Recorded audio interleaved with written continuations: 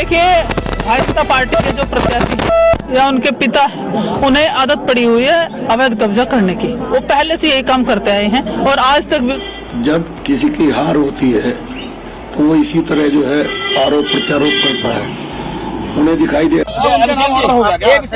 उनके नाम ऑर्डर नहीं होता, वो अवैध कब्जा कैसे करेगा? अवैध है और हमारे राणा जी कह रहे हैं कि अवैध नहीं है। आप बताओ आपका कौन सा आदेश है उसके कि भाई तुम कागजों को दे।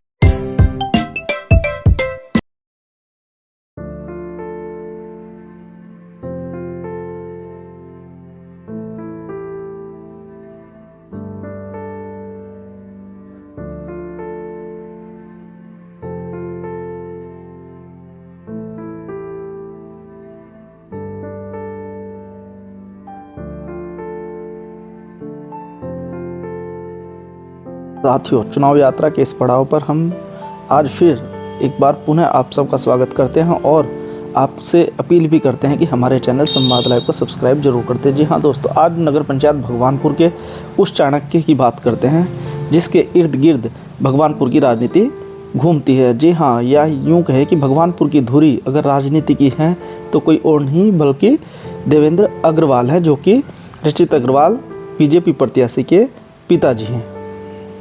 साथियों, हम आपको यह भी बता दें कि देवेंद्र अग्रवाल को राजनीति यानी भगवानपुर का चाणक्य राजनीति का ऐसे नहीं कहा जाता। जी हाँ दोस्तों, अगर मौजूदा विधायक ममता राकेश की बात करें तो 30 वर्षों से वो कहीं ना कहीं अंदरूनी तौर से उनके साथ रहे हैं और ये पूरे क्षेत्र की सभी जनता भी जानती है। लेकिन कुछ परिस्थितियाँ, कुछ राजनीति कारण ऐसे बनते बिगड़ते नज़र आ रहे हैं भगवानपुर में कि कहीं ना कहीं यह 30 साल की जो उनकी प्रतिबद्धता थी ममता राकेश परिवार के साथ, वो कहीं ना कहीं खटास में पड़ती नज़र आ रही है, जिसका प्रमुख कारण हम सबको देखने को मिला कहीं ना कहीं दोनों पक्षों से, यानी उनके पुत्र अभिषेक राकेश या उनके देवेंद्र अग्रवाल के पुत्र रचित अग्रवाल की तरफ से, दोनों की तरफ से कुछ न कुछ ऐसे कटाक्ष भरे शब्द एक दूसरे के प्रति कहे जा रहे हैं, जो कि कहीं ना कहीं इस बात की ओर विचार करने को मजबूर कर देता है कि कहीं ना कहीं अंदर खाने सब कुछ ठीक नहीं चल रहा है।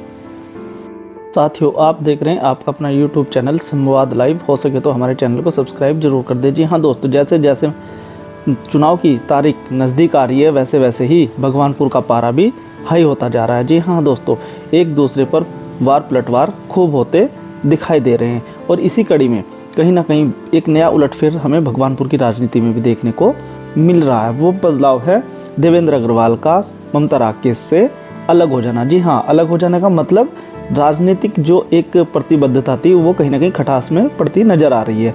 उसी के क्रम में हम आपको यहाँ पर यह भी बता रहे हैं कि ममता राकेश, जो कि मौजूदा विधायक है भगवानपुर क्षेत्र की, उन्होंने भी प्रत्यक्ष रूप से देवेंद्र अग्रवाल को कहीं ना कहीं भूमाफिया कहा है, तो वहीं उनके पुत्र अभिषेक राकेश ने भी देवेंद्र अग्रवाल व रचित अग्रवाल को भूमाफिया या संगना कहकर संबोधित किया है। इसी क्रम में अगर पलटवार की बात करें तो बीजेपी प्रत्याशी रचित अग्रवाल ने भी मौजूदा विधायक के पुत्र अभिषेक राकेश को ऐसे शब्दों से सम्मानित किया है कि उन्होंने कहा है कि वो मुझे राजनीति करना ना सिखाए, जिन्हें एक पंचर लगाने वाले ने बुरी तरह हराया था। जी साथियों, इस वीडियो में हम आपको दिखा रहे हैं पूरा विश्लेषण भगवानपुर की राजनीति पर, जिसमें दो आपसी मित्र कैसे आजकल एक दूसरे के प्रतिद्वंदी बन गए हैं। आइए एक विशेष रिपोर्ट आपको दिखाते हैं। देखिए, पूरा प्रकरण यह है कि अवैध अतिक्रमण की, अवैध रूप से कब्जा करने की प्रक्रिया अब भी उन भूमाफिया द्वारा करी जा रही है। उन्हें पुरानी आदत है। जो प्रत्याशी हैं उनके बहुत नजदीकी बताए जा रहे हैं प्रवीण कुमार, जो यहाँ से अवैध रूप से कब्जा करने का प्रयास कर रहे हैं। दाहिने हाथ है इनके और पुरानी आदत है इन्हें कब्जा करने की। जहाँ पर सरकारी ठेका बना हुआ वो जमीन भी अवैध रूप से उन्होंने कब्जा रखी है और इसी तरह से अब ये भगवानपुर में तालाब की जमीन पर भी अब भी कब्जा करने का काम किया जा रहा है। ये कब्जा धारियों से मुक्त भगवानपुर को कराना है। निश्चित रूप से किसी भी तरह से अवैध रूप से अतिक्रमण यहाँ नहीं करने दिया जाएगा और निश्चित रूप से इसकी जांच कराई जा रही है। नायब तहसीलदार यहाँ आए, हमने एसडीएम से बात की, एसडीएम यहाँ थे नहीं, नायब तहसीलदार को भेजा और किस तरह से चुनाव आचार संहिता चल रही है, चुनाव चल रहा है, फिर भी यहाँ तालाब के किनारे किस तरह से अवैध रूप से खनन हो रहा है। अगर कोई गरीब व्यक्ति एक बुग्गी मिट्टी या रेत अपने मकान के लिए, घर के लिए ले तो उसे राजस्व विभाग के अधिकारी पकड़ते हैं, पटवारी पकड़ते हैं, तहसीलदार पकड़ते हैं। और लेकिन ये खुलेआम दिन दहाड़े जिस तरह से रसूखदार अवैध रूप से गलत तरीके से यहाँ कब्जा करने का प्रयास कर रहे हैं, इन्हें हरगिज बर्दाश्त नहीं किया जाएगा। ये जनता का मामला है साहब, जनता आंदोलन भी करेगी और इस तरह की कार्रवाई यहाँ नहीं होने दी जाएगी। भाई किसकी सही है ये निश्चित रूप से सरकार की शय पर ये अवैध कब्जा करने का प्रयास प्रत्याशी जो भाजपा के हैं उनके राइट हैंड दाहिने हाथ ये बताए जा रहे हैं और प्रत्याशी यहाँ पर कब्जा करवाने का काम कर रहा है। हमने 23 लोगों को जिलाधिकारी महोदय को चिट्ठी दी।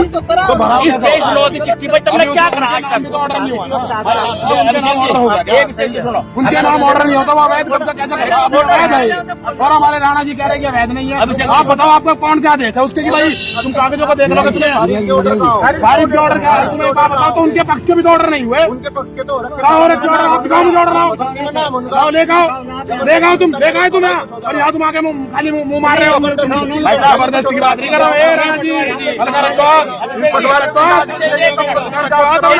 अवैध कब्जा है और तुम्हें दबाव में नहीं आवे किसी के। बता रहा हूँ होश की गोली खाओ, बता रहा हूँ तुम्हें होश की गोली खाओ। अवैध कब्जा करवा देंगे उनके 2-4 के बाद तुम आके अवैध कब्जा करवा देंगे। भाई एक मिनट सुनो मेरी बात। चलो हमने तुम्हें फोन नहीं करा, एक मिनट सुनो जनाब साहब, हमने तुम्हें इसे राय वाले तालाब के नाम से जाना जाता है। इसमें HRDA काम कर रहा है। अब ये बात तो HRDA वाले से पूछो कौन अवैध निर्माण कर रहा है। अगर HRDA वाले अवैध निर्माण कर रहे हैं तो हो जाने इस बात को। और कोई नाम वाल्मीकियों का कोई मसला है, उनका रास्ता छोड़ दिया गया है और दीवार बना रहे हो वो HRDA वाले बना रहे हैं। इस बात से विधायक जी का क्या मतलब है? या उन्हें जानकारी नहीं है कि HRDA काम कर रहा है? वो तो कहने को 3 बार की विधायक है, लेकिन उन्हें ये जानकारी नहीं है कि HRDA तालाब में काम कर रहा है। तो चुनावी मुद्दा है सिर्फ ये। चुनावी मुद्दा आप देख रहे हो ना। एक अभी उन्होंने एक बाइट दी थी, मतलब एक उसमें वीडियो ऑडियो क्या कहते हैं ऑडियो थी, उसमें भी जो है मुझे जहर की गोली दे दो, अद्दी मैं तुम्हें दे दूंगा, अद्दी तुम्हें दे दूंगा, मैं मेरी गर्दन काट दो, कलमा पढ़कर मेरा मुझे हलाल कर दो। तो ये इस तरह की बातें जो है ये सारी क्या प्रमाणित करती है बताओ आप मुझे। चलो बौखलाहट ही तो साबित करती है ना इस तरह की बातें जो है। लड़ो ना वोटों से, चुनाव वोट से लड़ोगे, ये फैसला 23 तारीख को हो जाएगा कि कौन जीत रहा है कौन हार रहा है। उन्होंने कहा कि हम सारा समाज जो है रचित अग्रवाल को वोट दे रहा है। जैसे ही उन्हें पता लगा तो उस पर आरोप प्रत्यारोप अपना करने शुरू कर दिए। तो बौखलाहट होगी। बौखलाहट तो जब कोई हारेगा बौखलाहट तो होती है, तो बौखलाहट तो होती है। उनका बेटा जो है नरेश के लिए चुनाव मांग रहा है, वोट मांग रहा है और विधायक जी गुलबार के। ये कैसी राजनीति घर में जो है इनके। अच्छा लगा पता नहीं कोई एक चीज एक भी साबित करके दिखाओ कि मेरा किसी जमीन पे ग्राम समाज की कब्जा है, एक भी कोई दिखाओ। वो हमारी पूर्वजों की जमीन है, उसमें वो हमारी दुकान बनी हुई है, उसमें ठेका खुला हुआ है, तो क्या हो गया इसमें? तो विरोध का तोड़ केवल इलेक्शन है और कुछ नहीं है। तो बौखलाहट है, बौखलाहट हार की है और कोई मसला नहीं है। कभी साथियों आज की वीडियो में इतना ही। अगर आपको हमारी यह वीडियो अच्छी लगी है तो लाइक करें, शेयर करें और हमारे चैनल संवाद लाइव को सब्सक्राइब करना न भूलें। मिलते हैं अगली वीडियो में, तब तक के लिए नमस्कार, जय हिंद।